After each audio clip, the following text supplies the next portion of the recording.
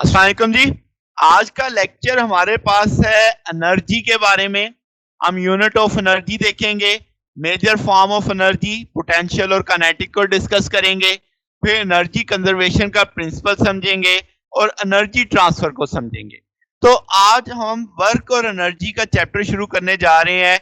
Halliday रेजनिक rain हमारे reference book होगी, जिसमें हम देखेंगे कि भाई आपके पास एनर्जी से क्या मुराद ली जाती है, यानी बेसिक जो कंसेप्ट्स है ना एनर्जी के, वो हम तकरीबन सारे के सारे यहाँ पे डिस्कस करेंगे। ठीक है जनाब। तो मेन हेडिंग होगी एनर्जी। अब एनर्जी क्या है?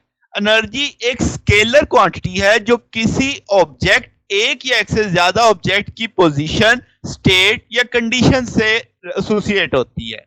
ठीक होगी बात। तो इसका मतलब हम किसी भी ऑब्जेक्ट या ग्रुप ऑफ ऑब्जेक्ट्स की कंडीशन देख के, स्टेट देख के उसके पास मौजूद एनर्जी को डिस्कस करते हैं। अब आपके पास एक सिस्टम के बाद मुख्तलिफ तरह की एनर्जी यक वक्त हो सकती है। तो आपके पास, चूंकि आपने छोटी क्लासेस में नाम पढ़े हुए हैं, एक चलते हुए ऑब्जेक्ट के बाद पोटेंशियल, काइनेटिक सारा कुछ हो सकता है। ठीक है जनाब। अब अगर हम एग्जाम्पल देखें तो एक मूविंग कार के पास काइनेटिक एनर्जी है, केमिकल एनर्जी उसके गैसोलीन यानी उसके पेट्रोल के अंदर स्टोर हुई है, उसका इंजन हीट एनर्जी प्रोड्यूस कर रहा है। तो इसी तरीके से और ढेर सारी एनर्जी वहां पे भी इन्वॉल्व हो जाती हैं। तो आपने देखा सिस्टम एक है मगर उसके पास ढेर सारी टाइप ऑफ एनर्जी है। तो जनाब, अब एनर्जी को पैमाइश किस में करते हैं? हम एनर्जी की मेजरमेंट करते हैं, इसका एसआई यूनिट्स होते हैं जौल। ठीक है। आगे जौल्स हम मुख्तलिफ एनर्जीज के लिहाज से, यानी पोटेंशियल के लिहाज से उसका यूनिट समझेंगे, यानी होगा तो जौल ही, उसकी डेफिनेशन समझेंगे, और काइनेटिक के लिहाज से फिर उसकी डेफिनेशन को समझेंगे। तो जनाब, नॉन एसआई यूनिट्स भी बहुत ज्यादा इस्तेमाल होते हैं, जिनमें से इलेक्ट्रॉन वोल्ट मशहूर है, कैलोरी मशहूर है, और टीएनटी के लिए एमटी यानी मेगाटन मशहूर है। अब इलेक्ट्रॉन वोल्ट क्या है? इलेक्ट्रॉन वोल्ट सब एटॉमिक फिजिक्स के अंदर ज्यादा यूज होता है जब हम सब एटॉमिक पार्टिकल्स की एनर्जी को समझा रहे होते हैं। जैसे इलेक्ट्रॉन, प्रोटॉन, न्यूक्लियर फिजिक्स के अंदर जो ट्रांजिशन या एटॉमिक ट्रांजिशन आती हैं, तो वहां पे जो एनर्जी चेंजेस आती हैं वो इलेक्ट्रॉन वोल्ट में डिस्कस होती हैं। इसकी डेफिनेशन ये है कि एक इलेक्ट्रॉन जो होगा, जो एनर्जी हासिल करे या जाया करे, कब? जब वो 1 वोल्ट के पोटेंशियल डिफरेंस में मूव कर रहा होगा।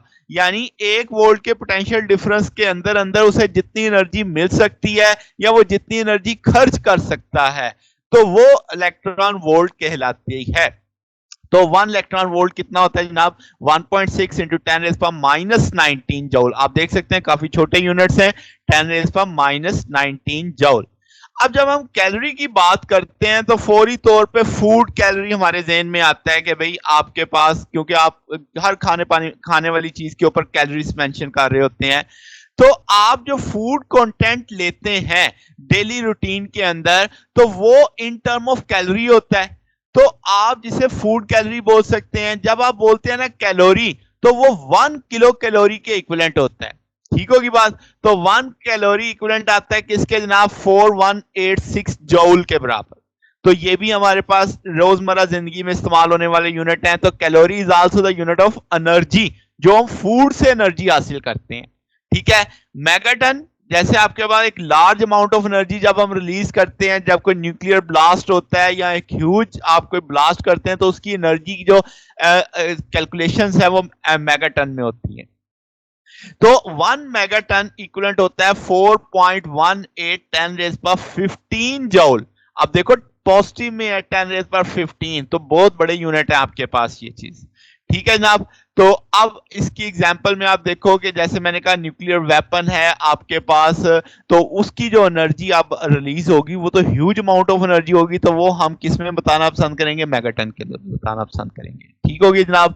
तो अब मेजर फॉर्म ऑफ एनर्जी की तरफ चलते हैं। तो मेजर फॉर्म, किसी भी सिस्टम के पास हम कहते हैं 2 प्राइमरी टाइप ऑफ एनर्जी होती हैं, दैट इज काइनेटिक एनर्जी और पोटेंशियल एनर्जी।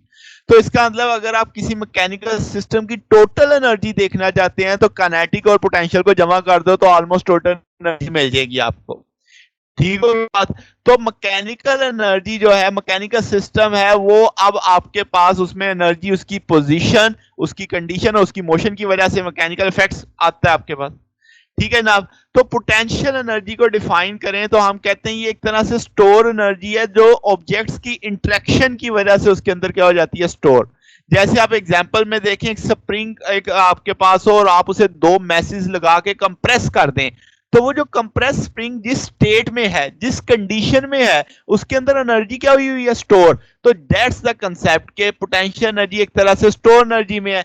इसी तरीके से एक बॉल को जब आप जमीन से उठाते हैं तो जमीन और बॉल की जो इंटरेक्शन है, ग्रेविटेशनल फोर्स, तो वो अब एक जिस पोजीशन पे आप उसे रोक के रखते हैं तो उसके अंदर एक तरह से एनर्जी स्टोर हो जाती है। ठीक है, तो वो चीज आपके पास पोटेंशियल एनर्जी डिस्क्राइब कर रही होती है। अब हम बात करते हैं काइनेटिक एनर्जी की। Kinetic energy due to motion के ऑब्जेक्ट जो मूव करता है तो उसके बाद जो एनर्जी होती है वो काइनेटिक एनर्जी होती है।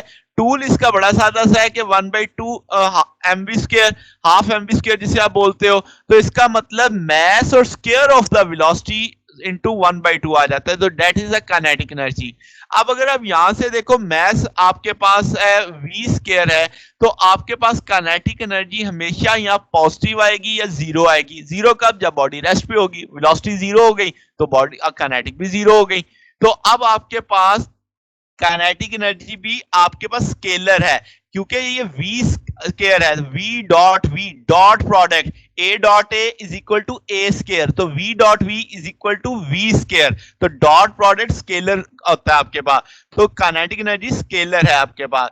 ऐसे यूनिट जैसे मैंने बोला था जूल है, तो 1 केजी का ऑब्जेक्ट अगर एक्सेल आपके पास 1 मीटर पर सेकंड की वेलोसिटी के साथ मूव कर रहा है तो उसका जो स्क्वायर होगा वो मिलके आपके पास क्या कहलाएगा, जूल कहलाएगा। अब अगर हम बात करें कि आप कोई डायगोनल मूव कर रहे हैं, यानी आप ना एक्स एक्सिस पे है ना वाई एक्सिस पे है, बल्कि एक्स और वाई एक्सिस के दरमियान में है, तो इसका मतलब जो टोटल काइनेटिक एनर्जी आएगी आपके पास वो कंपोनेंट ऑफ वेलोसिटी अब आप इन्वॉल्व करेंगे। आप टोटल वेलोसिटी निकाल सकते हैं जैसे हाफ mv स्क्वायर, मगर ये जो वेलोसिटी होगी ये कंपोनेंट से मिलकर बनेगी। तो आपने लिख दिया vx square plus vy square. अब आपने दोनों को अलग अलग कर लिया। vx आप क्या लिख सकते हो, v cos थीटा, तो v square cos square theta 1/2 mv square sin square theta. तो अगर आप इसमें से 1/2 mv स्क्वायर कॉमन ले लो तो cos square theta sin square theta 1 के बराबर आ जाएगा, यानी यही चीज दोबारा हासिल हो जाएगी। मगर न्यूमेरिकली आपके पास सिचुएशंस ऐसी आ जाती हैं जो अब आप इस तरीके से भी सोच सकते हैं काइनेटिक एनर्जी को। तो अब आपके पास काइनेटिक एनर्जी जो है वो सम ऑफ काइनेटिक एनर्जी क्या हो गई, associated in X direction, Y direction, Z direction. यानी अगर आप 3 डायमेंशन के अंदर हैं तो अब आपकी जो वेलोसिटी है उसके 3 कंपोनेंट होंगे, तो इसका मतलब आपके पास काइनेटिक एनर्जी भी 3 हिस्सों में एक तरह से डिवाइड हो जाती है। टोटल उन सबका सम करके आप ले सकते हैं। फिर तो आपके पास जैसे मैंने कहा ये प्रोजेक्टाइल के अंदर काम आएगा, जब आप हाईएस्ट पॉइंट पे होते हैं तो आपके पास सिर्फ हॉरिजॉन्टल कंपोनेंट होता है, तो इसका अंदर सिर्फ एक्स कंपोनेंट वाली वेलोसिटी आपके पास आएगी। तो इसी तरह फ्री फॉल में वाई डायरेक्शन है, तो सो ऑन सो आप इस तरीके से सिचुएशनल बेस पे ये फार्मूला सोच सकते हैं।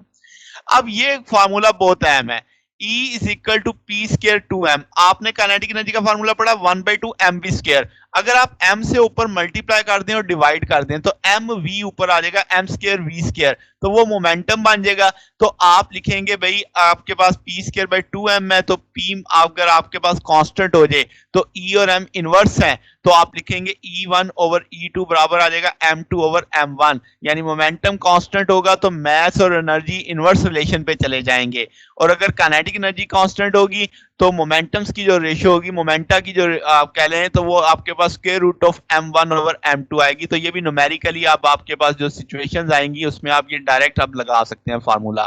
ठीक होगी बात। अब एनर्जी कंजर्वेशन की अगर हम बात करें तो आपके पास कंजर्वेशन लॉ ये कहता है कि एनर्जी को क्वांटिटी कभी भी चेंज नहीं होती, क्वांटिटी कंजर्व रहती है, कांस्टेंट रहती है विद टाइम। ठीक है, तो इसका मतलब ये हुआ जब मैं एनर्जी कंजर्वेशन का लफ्ज बोलता हूं तो आपके पास टोटल अमाउंट ऑफ एनर्जी हमेशा कांस्टेंट रहनी चाहिए। यानी आप जौन सा मर्जी प्रोसेस कर लो, एनर्जी हमारी यूनिवर्स की क्या रहती है, अनचेंज रहती है। वो एक फॉर्म से दूसरी फॉर्म में तो जा सकती है, मगर टोटल अमाउंट ऑफ एनर्जी क्या रहती है आपके पास, कांस्टेंट रहती है। ठीक होगी बात, वो एक जगह से दूसरी जगह चली जाएगी, एक फॉर्म से दूसरी फॉर्म में चली जाएगी, मगर टोटल अमाउंट कांस्टेंट रहना है। जैसे आप रोलर कोस्टर की एग्जांपल देखो, रोलर कोस्टर जब हाईएस्ट पॉइंट पे होगा तो पोटेंशियल एनर्जी होगी, जब वो नीचे आएगा तो वो उसकी पोटेंशियल तेजी से कन्वर्ट होगी काइनेटिक के अंदर।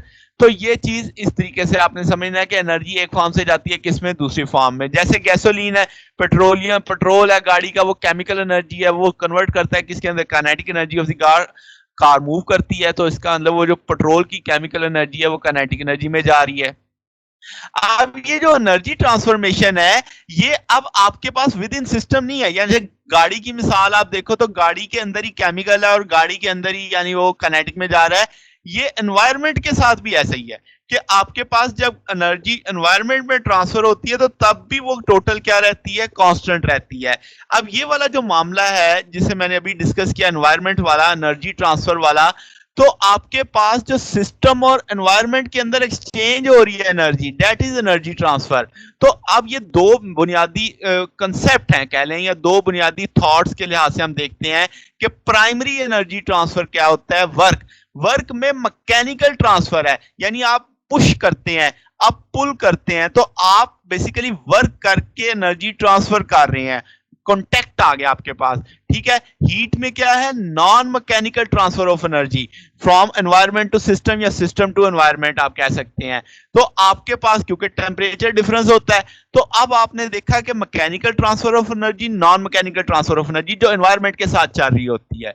तो ये जनाब अब आपके पास सादा सा इंट्रोडक्टरी टॉपिक था जिसमें हमने एनर्जी के बारे में स्टडी किया, एनर्जी की यूनिट्स देखे, एनर्जी की हमने बुनियादी बेसिक दो फॉर्म्स काइनेटिक और पोटेंशियल के बारे में समझा। आगे डिटेल में ये सारे टॉपिक आएंगे दोबारा। आज जस्ट आपने एक तरह से इंट्रोडक्शन देखा कि ये चैप्टर किस चीज के बारे में होने वाला है। तो जनाब सादा सा टॉपिक था, अगर आपको इसमें कोई बात पूछनी हो तो नीचे कमेंट्स में पूछ सकते हैं। वीडियो अच्छी लगी हो तो वीडियो को लाइक कीजिएगा, दोस्तों के साथ शेयर कीजिएगा और चैनल को भी सब्सक्राइब कर दीजिएगा। अब तक के लिए इतना ही, बाकी इंशाल्लाह फिर नेक्स्ट देखेंगे। ओके, अल्लाह हाफिज।